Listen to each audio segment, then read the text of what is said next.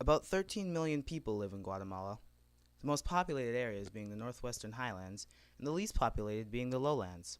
Places like Antigua and other small towns are at an average temperature of 70 to 80 degrees. Sometimes for traveling as little as an hour can up the temperature to 90 degrees. Approximately 56% of the Guatemalan people are of multinational ethnicity, and the remaining population belongs to one of the Mayan nationalities. This makes Guatemala one of the most indigenously populated Latin American countries. The nation once had a much higher percentage of indigenous people, but about 53 years ago, something began that would change Guatemala forever.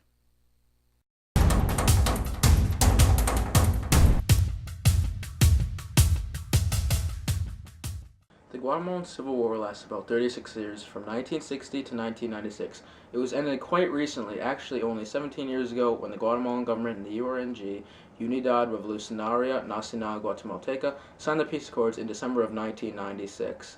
The accords established plans for demobilizing and incorporating the rebel forces to be activated immediately. Even though the war technically ended with this signing, Guatemala still suffers from killing and smaller scale violence. The small killings that still happen today are nothing, however, compared to the death and destruction caused, in the most part, by one man, General Efrain Rios Montt. Born June 16th, 1926, Montt started his path on the Guatemalan Army as a cadet in 1946. For a small period of time, he trained with the notorious U.S. Army School of Americans, also known as the School of Assassins and the School of Coups.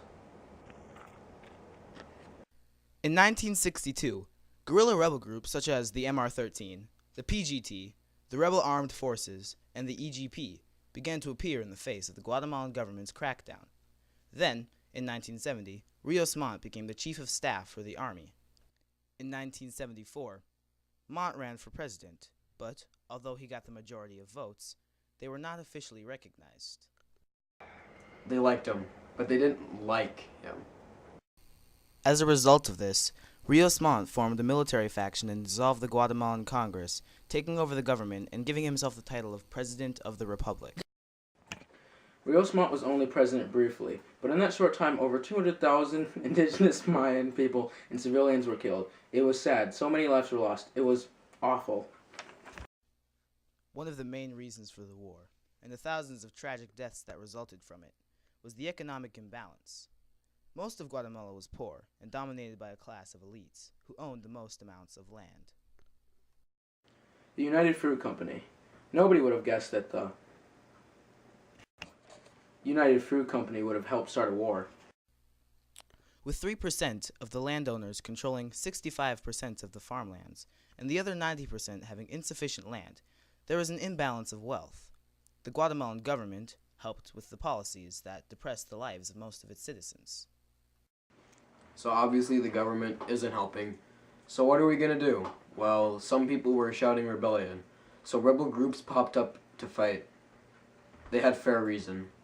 So of course our old friend Rios Montt is involved. Montt began the Rifles and Beans campaign with the slogan, "If you are with us, we'll feed you. If not, we'll kill you," to help get rid of the rebels. And the fighting lasted for 36 years. Neither the rebels nor the government seemed to relent, but the government had a significant upper hand. The Guatemalan government had the U.S. on their side. This gave them a very large advantage because, Americans rock. Luckily, the war did end. On June 5th, 1993, Ramiro de Leon Carpio was elected to replace Jorge Serrano, who had dissolved the Supreme Court and Congress and attempted to restrict civil freedoms. Under de Leon, the movements towards peace began. It took a long time and a lot of work, but under Le Dion, Guatemala's government and the URNG agreed on a peace signing. The Guatemalan peace accords called for 1/3 reduction of the Army's authorized numbers and budget, and that there be a civilian minister of defense. Yes, the war ended. Yes, there were peace accords, but people still die in Guatemala. It's still there. It's not over yet. As Guatemala struggles to find firm footing after their disastrous civil war, any number of things could happen. We can only hope that a man like Rios Montt will not come again, and that the government will try their hardest to keep their economy in check. goodbye were awesome.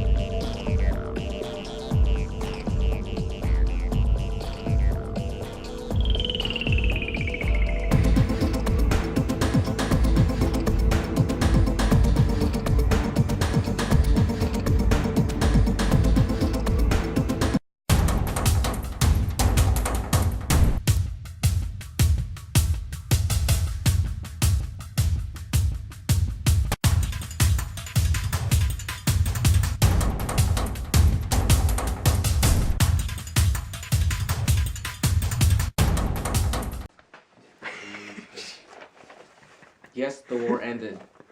Yes, there were peace accords. Is that what it said? It said, yes, the war